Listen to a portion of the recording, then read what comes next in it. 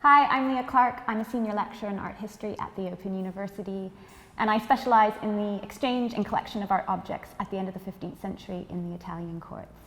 Hi, I'm Catherine Wilson and I'm senior lecturer in medieval history at the University of Chester, and I'm interested in the uses and the producers of luxury and everyday objects in the 14th and the 15th centuries. Today we're in the Grosvenor Museum in Chester and we're going to be looking at some pilgrim badges. These were used as the starting point for our Arts and Humanities Research Council grant called the Mobility of Objects Across Boundaries, or MOB. MOB is a collaborative, interdisciplinary project which reconsiders the history of material culture in the period 1000 to 1700. And by material culture, we simply mean the objects that surround us in our everyday lives.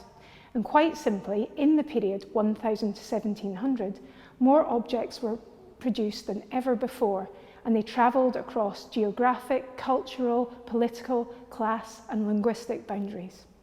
So one of the aims of MOB is to consider the mobility of objects in the past and what did that mean for the objects, but also for the people that handled them and used them. One definition of MOB is a gathering of people coming together, but we wanted to extend this to think about how things could also be included in that, how people and things come together, and through their mobility they give rise to the transfer of motifs, of ideas and knowledge. Studying the mobility of objects requires attention not only to the fluidity of objects, but at points when the objects were stopped in time or when they were transferred from one space and into another.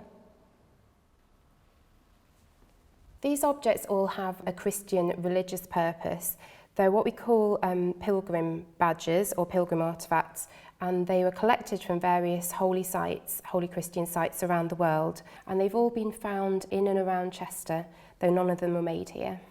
All of these artefacts are very small, and this was on purpose. They were designed to be carried around, so when a pilgrim, someone who was visiting a holy site anywhere in the world, went there, they would have wanted to take something back as a reminder or to show that they'd visited. And this is a ring, which would have been worn the same as a ring today. This small ring has a series of crosses on, and we don't know their exact function, but they appear to have been added not all at the same time. So it could be that a pilgrim or someone who was travelling to holy sites has added one onto the ring each time they visited. All of these items are made out of metal, which is why I'm wearing gloves so that my fingers don't mark them. Some of them are made of a cheap type of metal called pewter, these ones here for example, and some of them are made in silver, so these would have been more valuable objects. They've been made by pressing the metal into a mould or pouring it in when it was molten. They were all mass-produced types of artefacts and would have been sold at various religious sites around the world.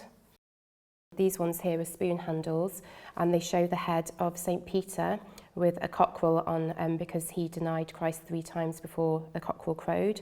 These spoon handles are made of silver and would have shown that the owner had either high status or they really wanted to let people know that they'd gone to this part of the world. Some of them are in the shape of a face. So this is St. Thomas a Becket from the shrine at Canterbury. This is a little flask which would have been used to hold blessed water or holy oil from his shrine. And this is a small badge from his shrine at Canterbury as well, so someone who visited there could have bought that to wear on their person. Some of them are badges which would have been sewn onto clothing, like this Catherine wheel here from her shrine at Siena. So whoever owned this item would have travelled all the way over there and paid some penance at her shrine or asked for some help and bought this badge as a reminder. So these objects are relevant today because they show us the different journeys that people have made and the different ways that these objects have travelled around the world. It shows us the people in medieval times did travel very long distances, and very often the reason they did that wasn't just for trade, it was for religious reasons as well.